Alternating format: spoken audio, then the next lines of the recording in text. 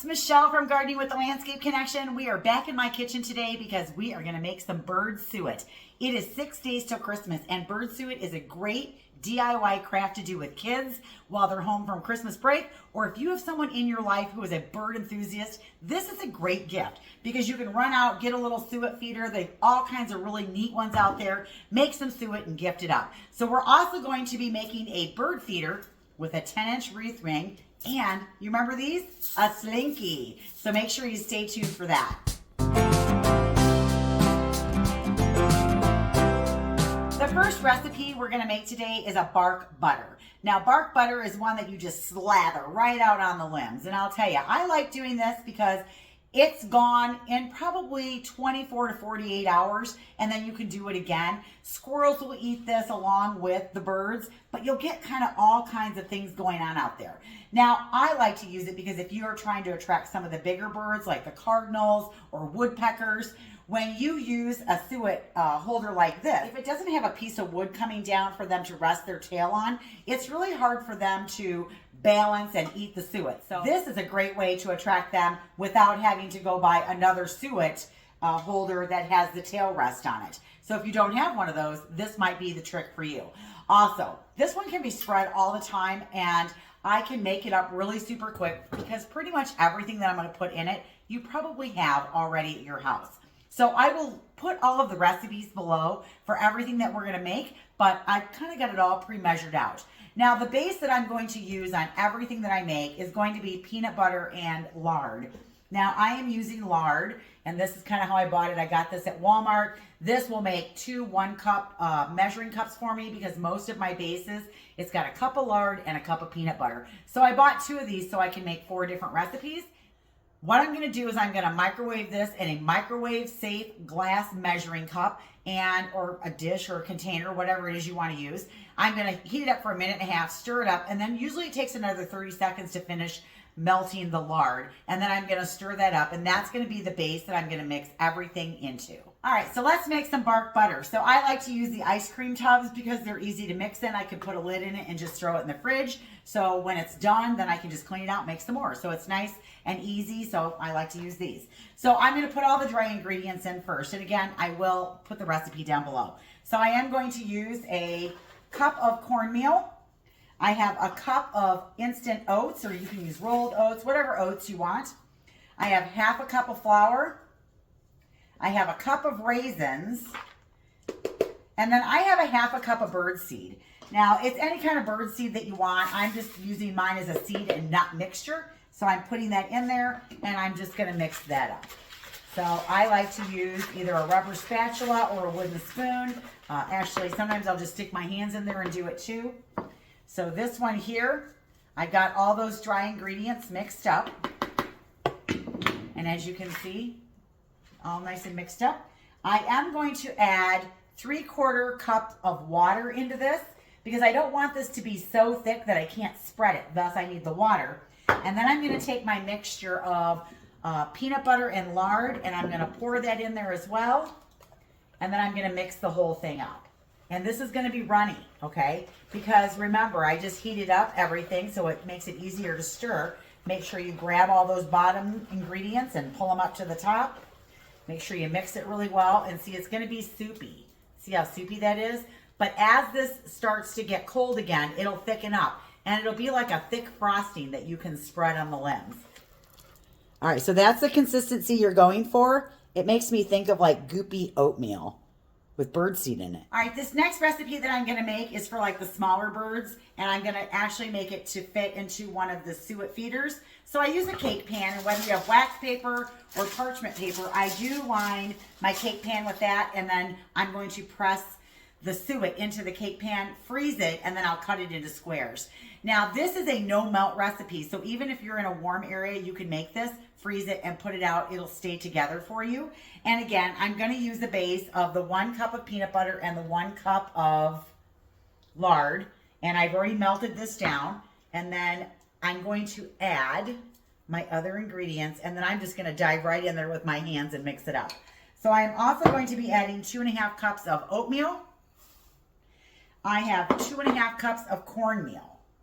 Now, for this one, I'm actually going to be using a berry and seed mix, so I want to use that instead.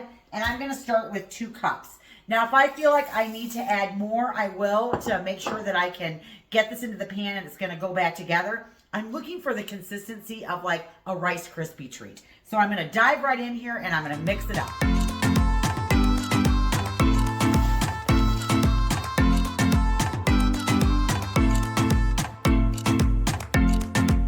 That I like to do is I will go to the Dollar Tree and I'll buy Dollar Tree mugs, and I'm looking for ones that have pretty big openings. This one's not crazy shallow. I also found this one and I made it yesterday, so it's still got a big wide mouth opening in it. And then I just went and got a stick in the yard and I filled it up with the suet that we just made, the no melt. I put the branch in there, and then what I do is I just go buy these keychain holders right here and I put it on here. See, and then I can use this to hang it up on my tree, and I can either put this right on the tree, you know, by doing it this way, or I can add a hook, which is what I normally do, is add a hook, and then this sits out there for the birds. And what's really cool is they will go in there and eat this, the little ones. It's so cool to watch. So another great idea of what you can do with the no melt suet. Now for me, I'm actually just going to dump mine into the cake pan here. I am going to make one more of these because I have some friends that I want to gift some of these to. And so what I do is I'm just using parchment paper, but you could use wax paper too. And I'm just going to dump most of it in here. I'm going to save a little bit for my coffee cup. And then what I'm going to do is I'm going to press it into the bottom of this cookie sheet and get it all nice and firm, just like you're making Rice Krispie treats. And then I'm going to put it in the freezer and let it set. After it sets, I usually let it do it for 2 or 3 hours. Overnight works good too. I just cut it into bars, and then I wrap the bars up individually, stack them up in the freezer, and I pull them out and use them as I need them.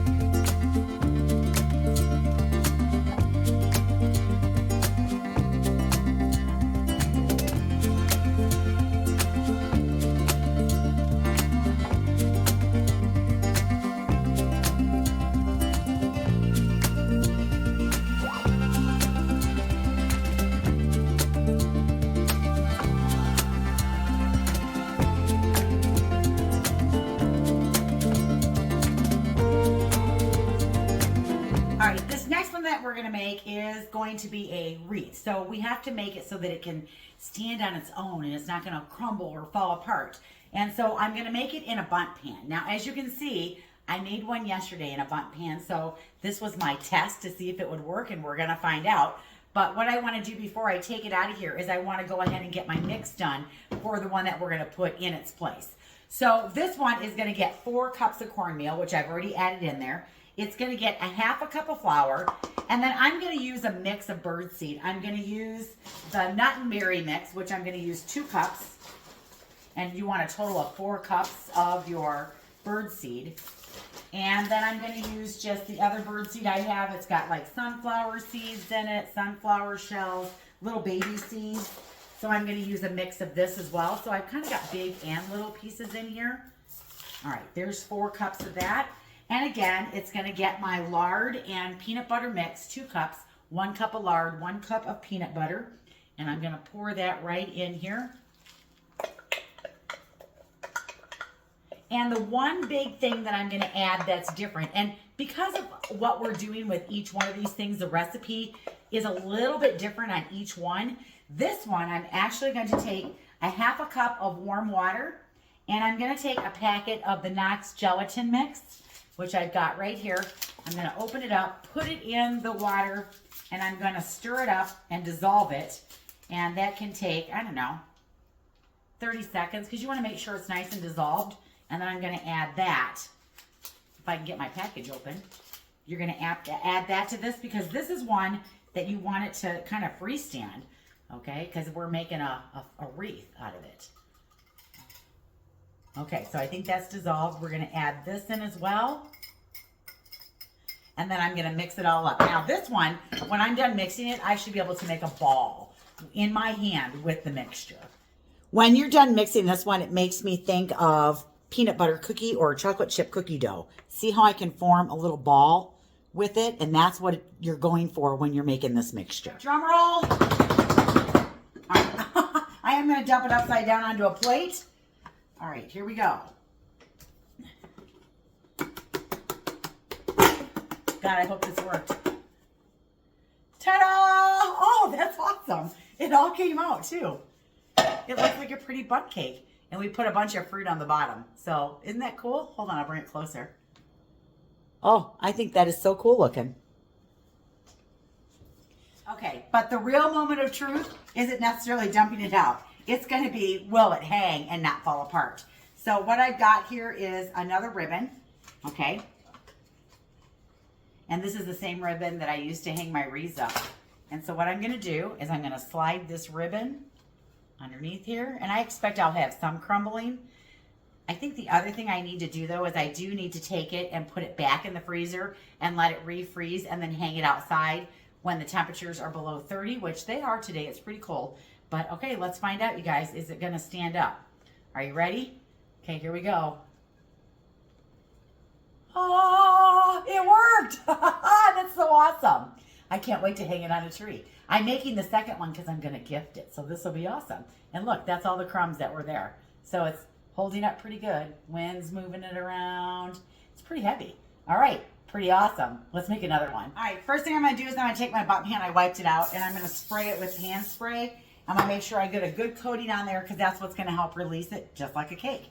Then what I'm going to do is I'm going to put my fruit on the bottom. And so you can use any kind of dried fruit that you want. Don't use fresh fruit.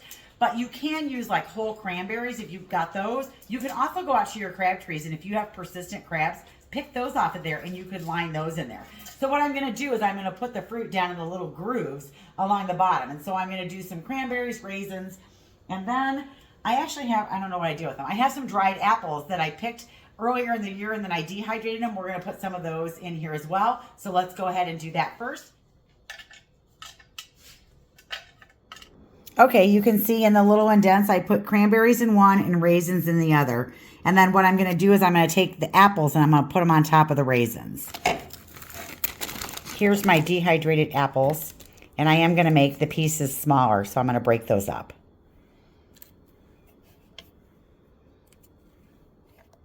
All right, there you go. All the apples, cranberries, and raisins in place. Now that I've got my fruit in there, I'm going to take and I'm going to add my mix right in here. And I'm going to cover all the fruit up. And I'm probably going to go, maybe a third of the way up the pan. And after I get it all spread out nice and evenly across the bottom, I'm going to press it down in there. You do want to get it nice and evenly spread though. Now, one of the things that I do, especially when you saw how thick that wreath is, as the birds start to eat this wreath down, it will totally crumble apart if your suet doesn't have something to hold on to. So I like to use a piece of metal in here, and this is just like a bracket I found in the back, and I'm going to set that right down in the middle like this and kind of press it in there just like that. It's not touching the sides or the center of the pan. It's kind of free floating in the middle there, and then I'm going to put more suet on top of it to hold it in place. Now you can use pretty much anything. I don't want to use any kind of plastic or anything like that that the birds could digest. So I'm using a metal piece because that will be left. You just have to watch for it in the spring so you don't run over it with a lawnmower. And then I cover it all the way up, and that's going to help hold my whole thing together. Now, I'm not going to fill this thing all the way to the top. I'm probably 2 inches from the top, but you cannot see the metal piece at all. And then again, when this freezes, because that's what I'm going to do with it, I'm going to freeze it overnight. And then what I did was I brought it out of the freezer and I let it set for about an hour and a half. And then I just kind of pressed the pan like this before I flipped it upside down. Someone told me it's a lot easier in a silicone pan, but I only make these maybe once a year, so I'm not going to go buy a silicone pan just for that. So I just use my butt pan. So as you can see, this is all ready to go. I'm going to put it in the freezer, let it sit overnight, and then I'm going to have that beautiful wreath. And this one I'm going to gift to somebody. All right, the last thing I'm going to attempt to make is I am going to make a bird feeder with peanuts. Now, these peanuts are for the blue jays because the blue jays really like whole peanuts. Cardinals, they really want them crushed up. So this is for blue jays, but I also am a realist. I know that if the squirrels find this, they're going to decimate it. And I'm okay with that because they'll have fun eating this too, and it'll be fun to watch. And I can always fill it back up with peanuts, move it to another spot to see if some blue jays will find it before the squirrels do. So this is a 10-inch wreath ring, and I can tell you, you can't use a bigger wreath ring. I tried. It makes the spaces between the slinky too wide, and then the peanuts all fall out. So 10 inches is about as big as you're gonna get. You could probably use a single. I'm gonna use a double because that's what I had. And as you can see, there was a little soldered where it was soldered together right here. And what I did was I took a pair of wire cutters and I cut it, and I just kept wiggling it until it came apart, because I need to be able to thread the slinky on here, and I need this to be apart. So what I'm gonna do, take my slinky, I'm gonna find the opening, and I'm just going to run the slinky through the opening, okay? I'm gonna grab 2 of the rings at the very top of the loop, and I'm just gonna let this fall. And I'm going to use these rapid clips. I use them in my garden, and they're green as well, and it's like a bread tie. And I'm just going to tie that onto the top of my wreath ring at the spot where they separated. So see, it's right there at the very top, okay? Then I'm gonna run the slinky all the way around, and I'm gonna tie it up here as well. Now I'm not gonna close the ring because I need to be able to stuff the peanuts down in there. So one of the things I wanna do is I wanna look at my ring, seeing if it looks really all bunched together here and it's really wide here. I do want to spread this out so that it's kind of equal distance all the way apart. All right, now that I have equalized pretty much all of the rings all the way around, what I want to do now is go like every 5th ring, 1, 2, 3, 4, 5, and I'm going to take one of those bread ties and I'm going to tie the slinky to the wreath ring. If I don't do that, the peanuts go all over, and then it doesn't maintain this nice pretty circle. So that's what I'm going to do next before I stuff the peanuts in. 1, 2, 3, 4, 5. Okay, you can see I got them on here, every 5th one. Start stuffing.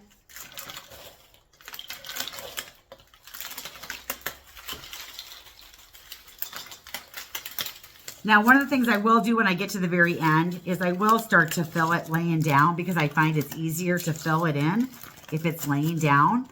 I still have my opening here, but if you are standing it up, I feel like you're forever filling the peanuts in there, because see, you have these gaps right here. And so you just want to kind of close those up with your ring. And then I just keep filling it up. And then what I'm going to do is I'm going to take one or two more of these, and I'm going to grab 2 of these rings, or one of these rings, and then I'm going to tie it together right here. All right, now I put this on here, and this guy is now ready to go and be hung up outside. I'm looking for any little gaps. I can just shove some peanuts in there. But once the birds and the squirrels start pulling the peanuts out, most of them will probably fall from up here, and see, because once they touch it, the top ones will actually fall, and they'll probably all settle down here. Bird feeder with a slinky ready to go outside. I think it turned out pretty good.